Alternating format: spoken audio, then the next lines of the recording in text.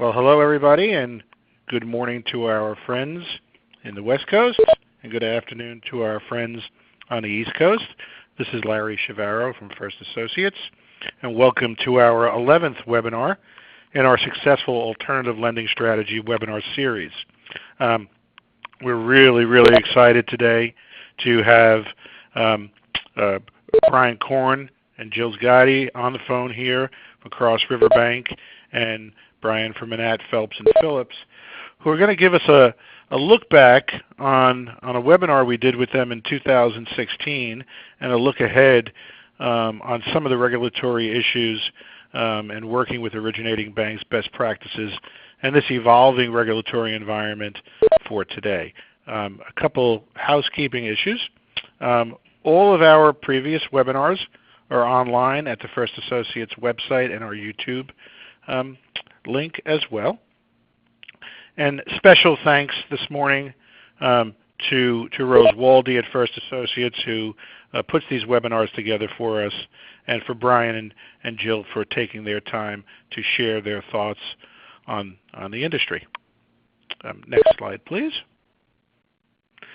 Some upcoming events that First Associates is involved in will be at SFIG, the Structured Finance Industry Group, at the end of February in Las Vegas. I believe they're expecting 7,000 people this year, as well as the granddaddy of them all, Lend It, the largest marketplace lending event in the world, in mid-April, where we will be exhibiting. David Johnson, our CEO, will be presenting, and I will be moderating a panel as well. We'll be at the CFSA conference in Miami, as well as the Arter World event, which is the timeshare conference in Las Vegas. And then further in the year, in October, we have once again Lend 360, where I will be moderating the institutional investor panel for the fourth or fifth year in a row. If you guys have not been to Lend 360, it's a wonderful event put on by the Online Lending Association, Lisa McGreevy's group, and a wonderful event there with great attendance. A couple housekeeping issues. We'll have 8 minutes with Jill and 8 minutes with Brian to go through their best practices on the evolving regulatory environment, and then a 10-minute Q&A. So please send your questions in. We will try to answer as many as possible. And then our survey. Rose, if you would just flip a second. One more, please, to our survey. And so the survey is really important for us.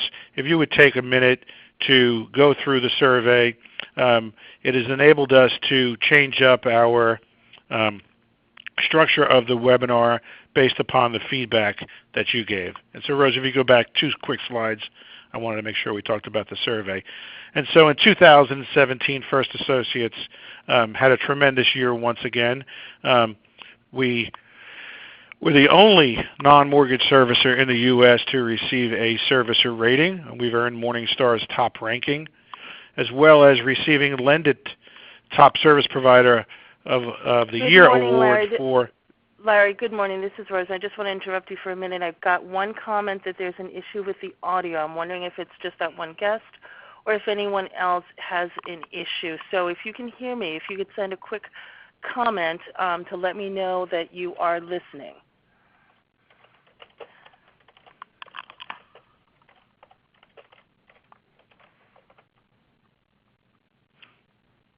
Okay, great. I'm getting a lot of comments that the audio is fine.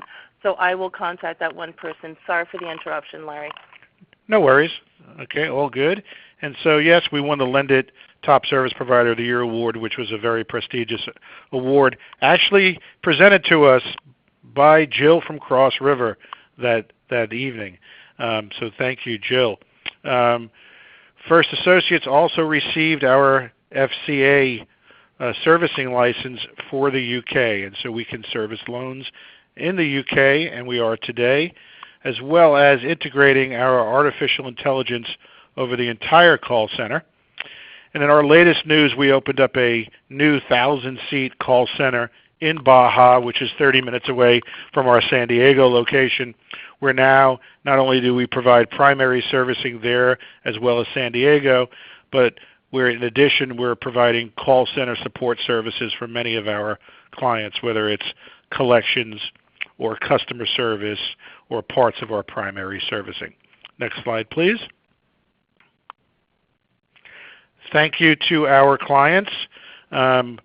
We enjoy working with our clients, not only as clients, but have created tremendous friendships of all the major players throughout the industry, so thank you. Next slide, please. Without further ado, it's my pleasure to introduce Jill Gady from Cross River. Jill is the president and CEO, a client, and a personal friend of all of us at First Associates. And so, Jill, I will now turn it over to you.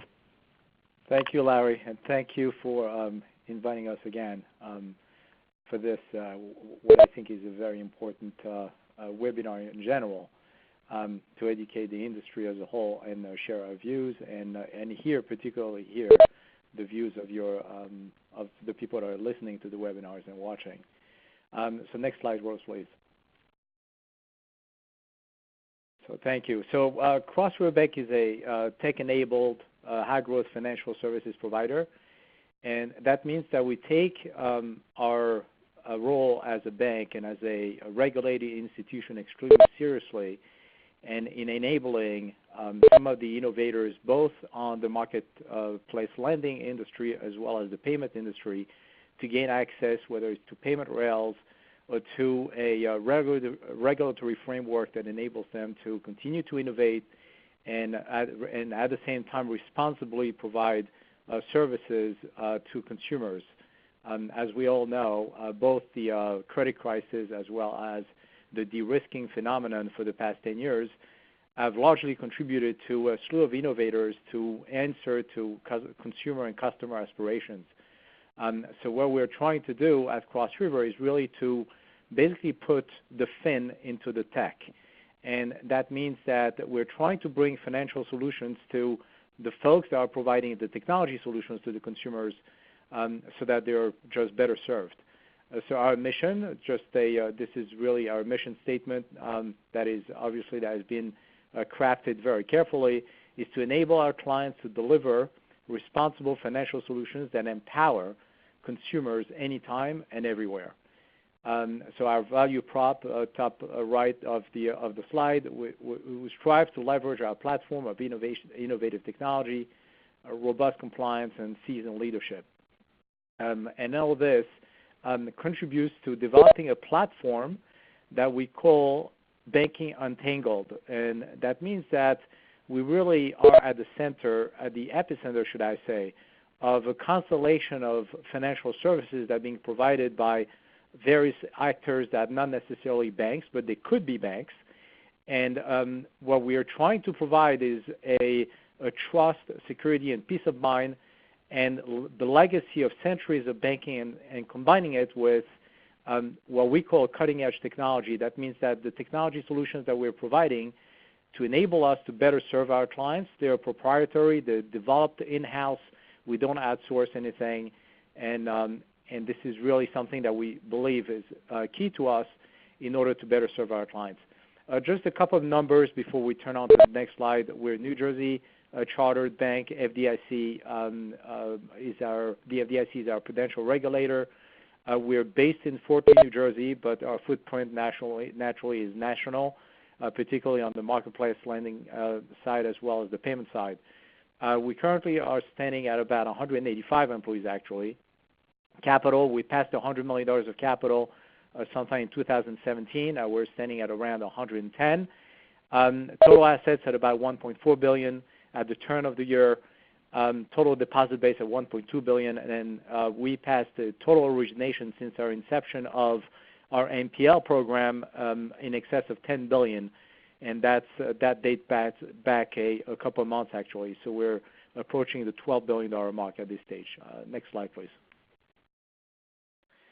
So our platform, it's fairly simple with spread across 4 different industries. Number one, the marketplace lending industry, and we provide best-of-class services to a number of marketplace lenders. Currently, we're standing, I believe, at 15 platforms that we partner with across asset classes, and that includes point of sale as well as debt refi, debt settlement services, as well as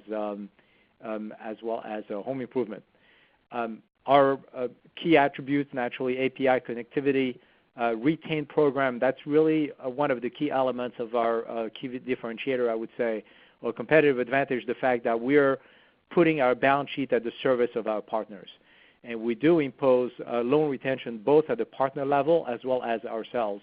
If we make those loans and we claim to be the true lender on those loans, we've got to be and have the ability and the appetite to put those loans on our books.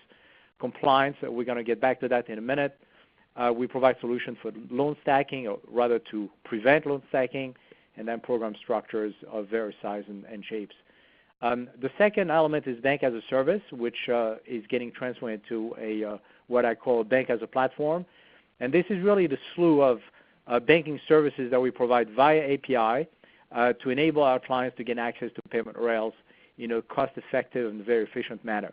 And these include ACH services, MasterCard Send, payment gateway, cash pickup, automated wires, virtual accounts, sub-accounts, and so on and so forth.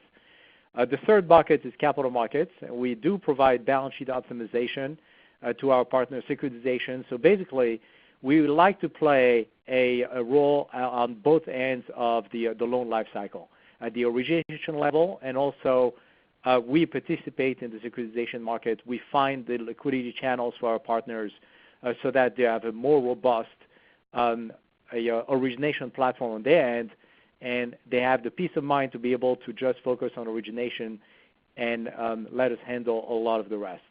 And then finally, we keep our roots, and our roots are in community banking, and they include taking deposits from consumers, virtual accounts, CRE, commercial real estate, as well as business lending, and that includes our SBA program. Next slide, please. So how do we do it? And I'm not going to go over the technology platform, the employee base, the employee retention, and so on and so forth. I would like really to focus on compliance today, and because and that's a perfect transition actually to Brian in a minute. So compliance is I would say, at the epicenter of everything that we do, and this is really key to understand it in one criteria particularly. If we're not capable of taking responsibility for the loans that we make, then we might as well not be in this business. And this is really, I would say, tantamount to any bank that would like to get to venture into this business, and we welcome new banks, particularly the community banks. It is absolutely crucial for all of us as an industry. In order to thrive, we need to understand that the compliance element has to be front and center. And how do we do that? Well, through accurate governance from our board engagement. The engagement as a whole with a dedicated consumer lending compliance team, segment experts, industry partnerships through the OLPI, the Online Lending Policy Institute, which we're a founder of, controls, continuous enhancement and application of our very strict compliance and risk standards, and that includes our CMS. Safety, obviously, and we're going to get back to that in a second. Conformity, innovation, and assessing franchise risk and taking responsibility for that risk. It's not taking a risk that we cannot manage, but on the contrary, it's to put the proper risk management tools in place so that we can evaluate that risk, and then obviously being able to provide our customers the best possible solution with that risk evaluated, so that we don't venture into uncharted territories that will endanger the entire business model and the sustainability of that business model. Next slide, please. Thank you, Rose. So really the three buckets I would say that we need to focus on if we want to have a partnership with the fintech world as a bank is first and foremost, like I mentioned before, regulatory and compliance. Staying on top and ahead of regulatory requirements because the goalposts keep moving. And we need to try to understand where the regulators are headed, because there is a goal and an objective in everything that they do, is the consumer protection and naturally the safety and soundness of the institutions as the insurance providers. So we need to understand where they're headed when they issue an FIL, even if it's proposed, a financial institution letter. We need to exactly understand their objectives and stay ahead of that and develop the proper risk management tools and compliance tools in-house to be able to address those concerns, and thereby ensuring the consumer protection in a very rapidly changing environment. Number two, cybersecurity. That has to be also front and center. We know about all the breaches that the market experienced, and this is not something that, thank God, we fell victim to. But, like I heard a great regulator said, he said there are only two types of banks, the ones that know they've been hit and the ones that don't know they've been hit. So we just need to be very humble in our approach to cybersecurity in thinking we don't have the solution, we don't have the keys to preventing every single attack. So by keeping this humility, I believe that we can better address the issues. And then finally, employee retention and talent acquisition. That's obviously a big challenge for banks and for the industry at large. We're all fighting for the same talent pool, particularly as compliance and cybersecurity become front and center. This is something that we need to bear in mind. Thank you very much. Jill, thank you for that. That was a really good insight. We received quite a few questions on some of the areas which we'll go through in a few minutes. It's my pleasure to introduce Brian Korn. Brian's the co-head of the Financial Services Practice Group at Manette, Phelps & Phillips, and is one of the most knowledgeable attorneys in the marketplace lending space. So Brian, I will now turn over to you. Great. Thank you, Larry, and great to be on the webinar today, and great to partner with First Associates and with Cross River Bank in moving the industry forward. If we could go to the next slide. Next slide. So to give everyone a little bit of a background in case you're not as familiar, I'll talk for 1 minute about what a sample marketplace lending structure looks like. On the far left, you have the borrower, and then to the right of the borrower is the platform.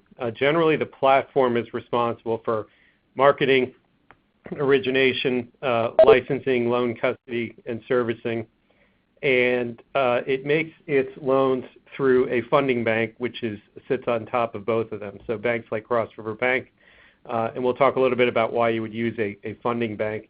The bank originates the loan, and then the platform buys the loan back 2 to 3 days later, and then services the loan through maturity.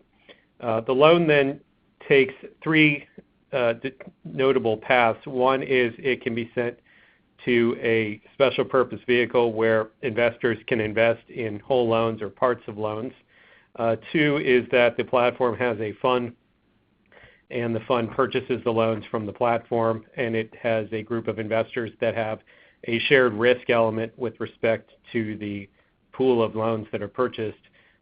Many times funds, inside funds or outside funds, then go on to sell the loans in securitization transactions.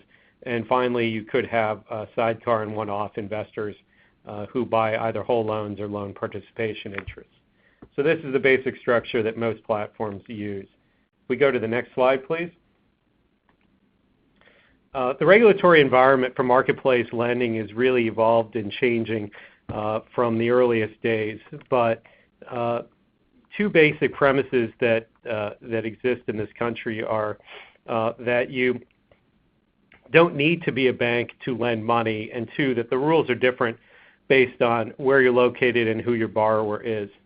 The advantage of using a third-party originating bank such as Cross River are that you're able to leverage the bank's charter and passport yourself immediately into all 50 states plus DC and Puerto Rico without having a bank charter yourself. So the licensing requirements that exist in many states for both small business and consumer borrowers where you'd have to go state by state to obtain your own license, is bypassed if you engage a bank to be your originator, and then effectively the bank is originating all of the loans through the states, and every state law allows for a bank to bypass the state lending requirements. The second is that the bank is able to export the maximum usury rate of its home state to the other states. And so if you're in a state with a very low usury rate, such as Tennessee, which is 4%, by using a bank such as Cross River Bank, which is located in New Jersey and has a maximum usury rate of 29%, a platform is able to charge the 29% to Tennessee borrowers rather than what it could get on its own by not using a funding bank. And so the convenience of being able to passport yourself and also export the rate really make using an originating bank a compelling idea, and that's really driven the growth of the industry are these originating banks, and they also allow the platforms themselves to devote more capital to borrower origination and other activities. The third aspect of what originating banks do is compliance, and I know Gilles touched on this, but compliance with respect to regulatory regimes. The banks are members of the FDIC. If they're national banks, they could be members of the Federal Reserve. These are major regulators, and if you wanted instead to go state by state and get lending licenses, you'd have to devote significant resources to your compliance efforts. The risks also break down, I think, into two other criteria. One is regulatory concerns, which we talked about, and then the second is something called true lender. Now, with respect to the risks of using a potential third-party bank, many point to the concept of true lender, in that who is the true lender of the loan? Is it the platform or is it the originating bank? And there are cases with respect to determining who the true lender is, and some of the examples that would make your case with respect to the originating bank being the true lender, including whether they retain an interest in the loan, whether there's a hold period, whether they have control over the process, whether they use their own capital in originating these loans. Those are key factors in many of those cases. If we go to the next slide. There was a case 2 years ago called Madden versus Midland Funding, which was a decision by the U.S. Court of Appeals in New York, the Second Circuit, which covers New York, Vermont, and Connecticut. And it held that once a defaulted receivable is sold from a bank to a non-bank, that non-bank was thereby subject to the state's usury laws and could not inherit the loan in the form that it was originated. In other words, that the loan, if it's valid when made, does not pass with the same character into the hands of the non-bank, and the non-bank, not being a bank, could not charge a rate that would otherwise be higher than the state usury rate. The case was appealed to the U.S. Supreme Court. The court denied writ of certiorari, and the case was then remanded down to the district courts, and actually is still ongoing. They've adjudicated this case to the point that Mrs. Madden, who was the original holder of the notes, has actually dropped out of the case. And with respect to Madden, and I know we're running short on time, Madden still has a pervasive effect on the online lending industry. Many lenders and many originators and investors do not want to have loans that will be in excess of the state usury caps in New York, Vermont, and Connecticut. But we believe that Madden and the effect of Madden has really been overblown. There has not been a single marketplace lending loan that has been deemed uncollectible as a result of Madden. And we think that platforms can do a lot to distinguish their fact pattern from that of Madden and effectively Madden-proof the portfolio. There's also been efforts by other states, including Colorado and West Virginia, to effectively nationalize Madden, and that would obviously have a hampering effect on the industry. On the other hand, there is bills that are pending, one bill in particular pending in Congress, that would nationalize the valid when made doctrine and effectively overturn the case. We go to the next slide, which is the last slide. I'll leave you to read this, but this effectively lays out the marketplace lending regulatory landscape. One point that I will make is that the CFPB, which emerged as the primary regulator in the space along with the FDIC 2 to 3 years back, that their role seems to have been weakened by the departure of Richard Cordray, and we expect state banking authorities to pick up the slack, and we're seeing a lot more aggressive behavior from the states in the wake of the CFPB reducing its caseload and looking to make more settlements. But I'm free to answer any questions you have, and I'll turn it back to Larry.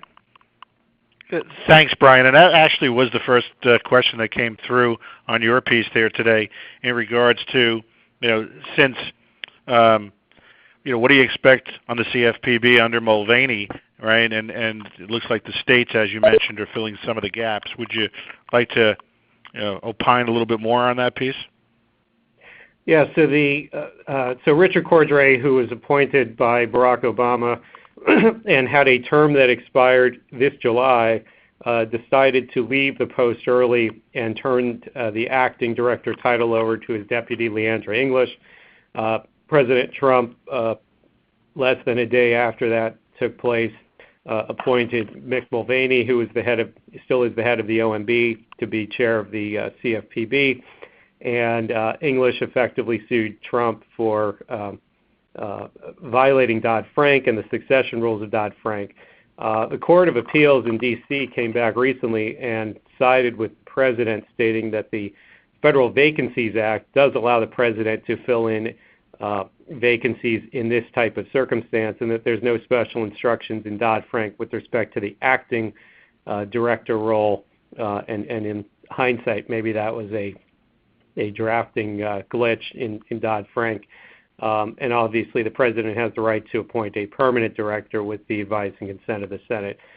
Mulvaney has written memos that have been leaked out, either intentionally or not, to the public that state that he intends to return the agency back to its critical mission, which many interpret to mean that clear fraud and clear abuse of power.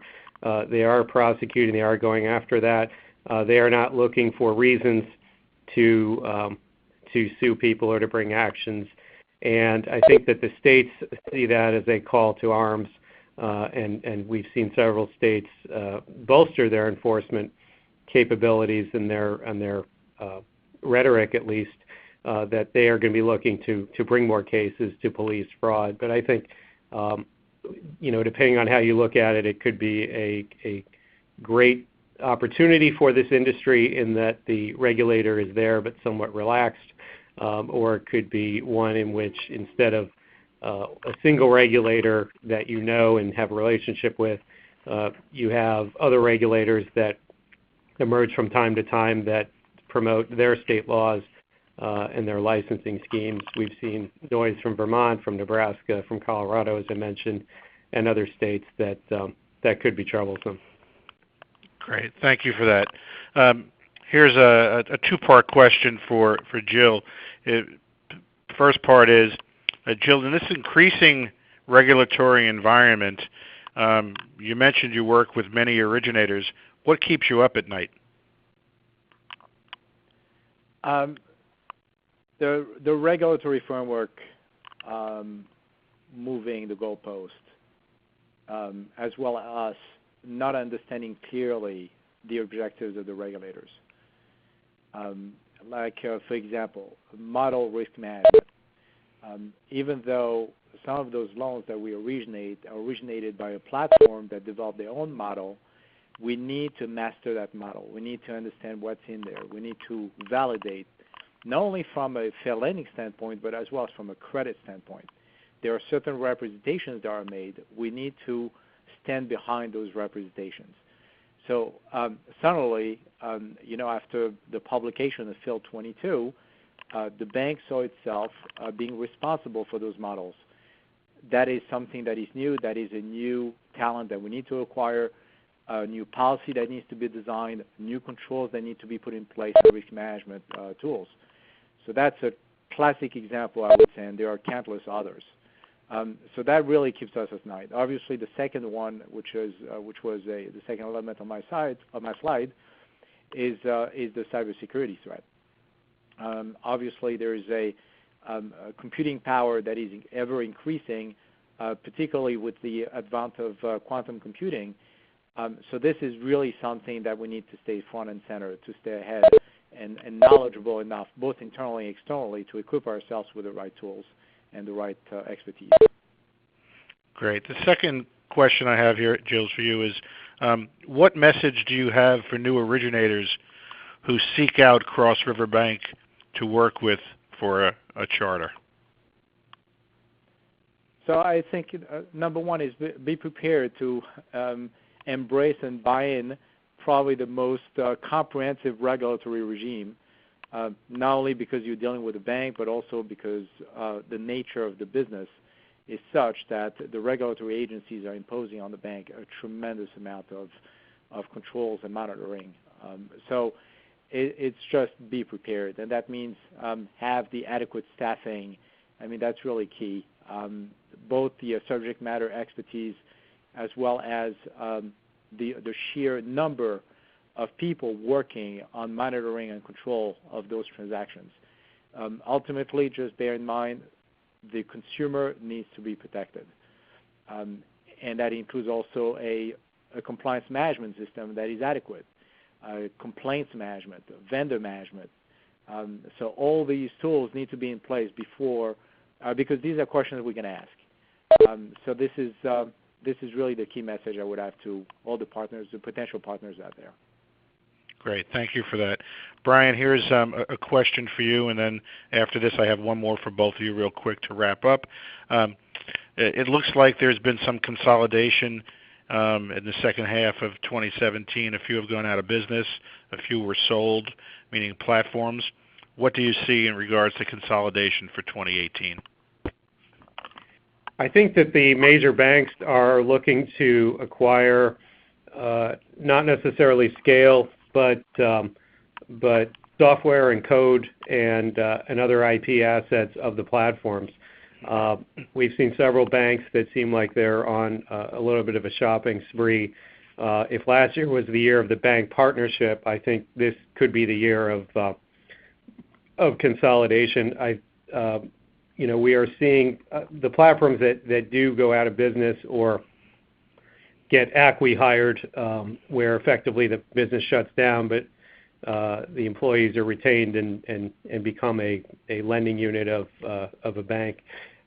In those situations, the loans are protected, the portfolios continue to be serviced either by the new bank or by contract servicers like First Associates, and the borrowers don't seem to be affected by that, in that they continue to pay what they're paying. So I think that there's going to be more consolidation. I think that there's an origination number as a platform, and if you're not hitting that number after 2 to 3 years, the VC money starts to dry up a little bit, and you start to think about how to wind things down and partner up with someone who can move the platform forward. But the critical IP and software assets seem to be much in demand because banks see them as cheaper to buy than to build.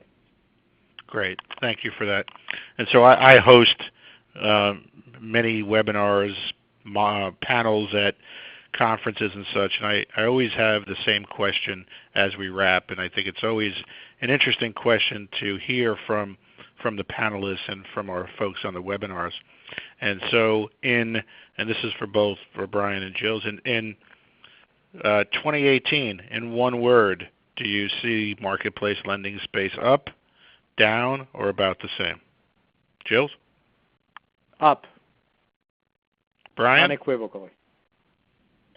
I say up also, but I think we're going to see very few brand new players, except in the periphery spaces. But I think definitely up. Great. And so thank you, gentlemen, for sharing your information and your views on the industry. And thank you for all the participants who have dialed in. We had a tremendous response here. We will be sending out the slides after the webinar, so you will get a copy of that. And please remember to look out for our next webinar on March 7th. Have a